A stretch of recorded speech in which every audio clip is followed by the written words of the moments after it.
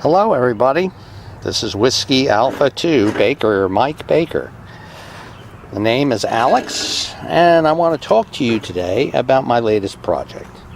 It's called the Camo Ammo Dummy Load.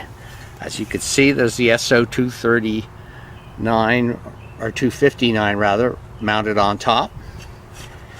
If you pop this up, this might get a little messy here because I already have the oil in it. And there it goes. So let's just hang that up so the oil drips down where it's supposed to be. This oil in the can here is mineral oil. I bought it at the Tractor Supply store, and that's the can you're looking for.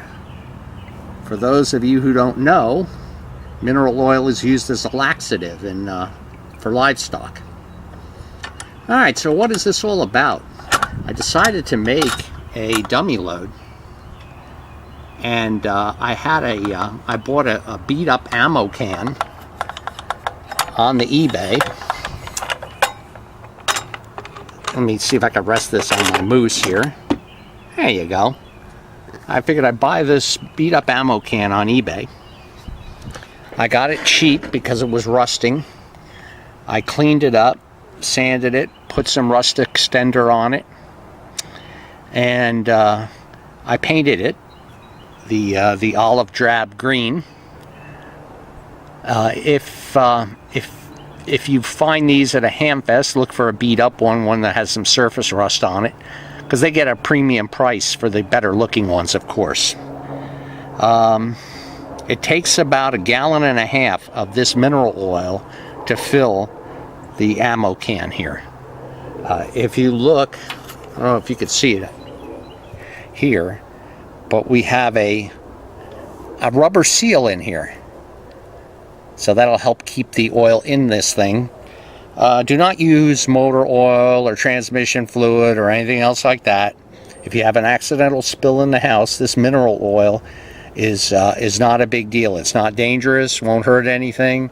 I'm sure it'll be easier to remove from your mother's carpet or your kitchen table than transmission fluid will.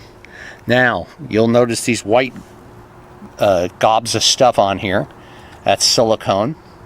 I siliconed up all the connections. I don't know if that was really necessary or not. This oil is non-conductive, but I did it anyway. And here you can see the heart of the project right here. This is a 100 ohm, 850 watt resistor. Now, when you put resistors in parallel, you half the resistance, but you double the wattage. So this is about 850 watts. I have another one on this heatsink that's mounted on the other side that you can't see. It's also 100 ohms at 850 watts. So together they're close to 1700 watts. But listen, for those of you who don't realize it, just because it's an 800 watt dissipation, it has to be on a heatsink. You can't just depend on this little flange here to dissipate the 800 watts. That's just not going to work. So I want to make sure that any newcomers know that. I've also bought this heatsink on eBay pretty cheap because it was out of another project and a guy was selling it. That's why he was selling it so cheaply. But it's perfect for what I had to do. I had to get a couple of, I got a 6-inch drill. I think it's a 3/16 if I remember right. I had to get a 6-inch drill bit because this alone is like 2.5 or 3 inches, and a regular size drill bit just was not going to work. It just wasn't going to happen. So I did it on a drill press. It's no big deal. I used extra long bolts. They're back to back, these two resistors, on this heavy duty heatsink.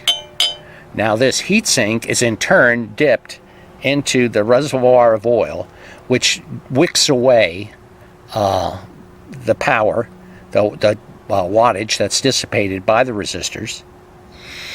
So actually, it increases. I forget what the increase in dissipation is, but it's substantial. Also, I have this heat sink. It's bolted to the top of this ammo can, which also means now that not only is the oil wicking away the power dissipation in watts, but the case, which is of course in contact with the outside air, the case is also wicking it away. So the idea is to try to keep this watt meter, or these resistors, as cool as possible. Right now, I'm sure this thing will dissipate over 2,000 watts. So it's a nice, easy weekend project.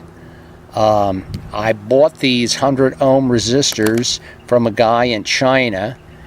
Paid about 20 bucks each for them.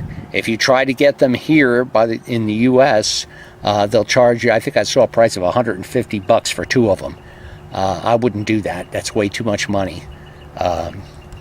Like I say, I got them both for around 25 bucks each. The only problem is you order something from China, it's going to take you a month and a half to get it. So plan accordingly. But that gives you time to sand down your ammo can, paint it up, and also on the back of the sucker, I siliconed the heck out of the SO239. I'm trying to, I didn't want to avoid, I wanted to avoid a problem if this thing tipped over. I'm not sure if it's really going to leak. I don't think it will, because these things are meant to hold out water and moisture. But I have drilled a bunch of holes in them. And of course, you see I've used gasket material on the edges along with silicone. But I don't intend to dump this thing over. So it should be okay. And like I say, it takes about 1.5 gallons of mineral oil. The mineral oil runs me about 20 bucks a gallon, which is far cheaper than if you were to try and buy it in the pharmacy. Like I say, go to your local feed store or Tractor Supply.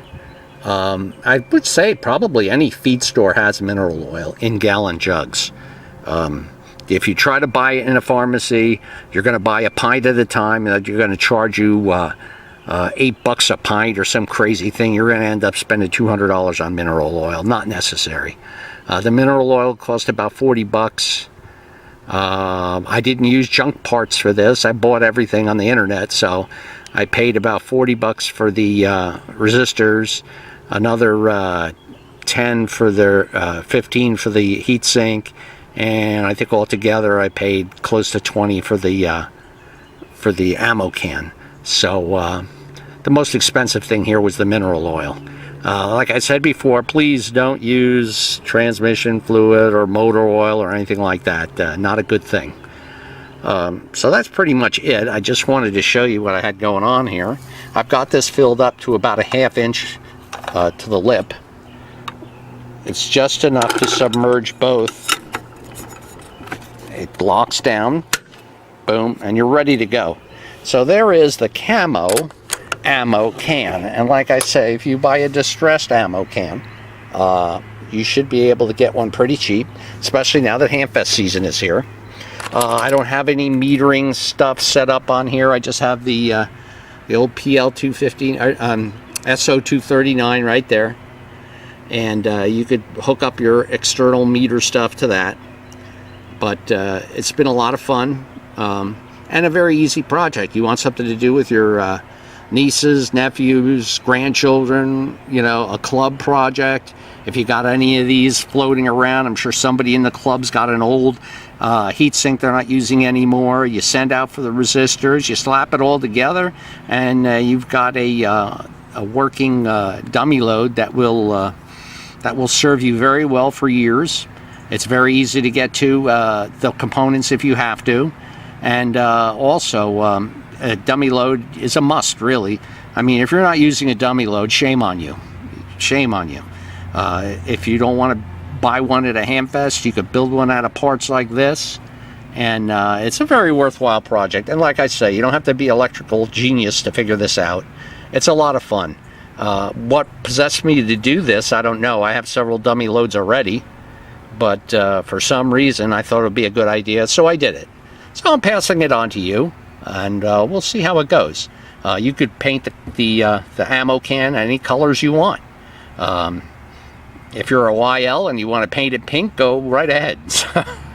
Or you could paint it full camo. I went for the olive drab look, but it's a fun project. And just try to get one that doesn't have holes in it, so your oil doesn't leak out. So I guess that's it for now. So this is Whiskey America 2. Baker, Mike Baker, Alex in Western Central New Jersey saying 73, and have fun with a camo ammo can. Bye-bye all.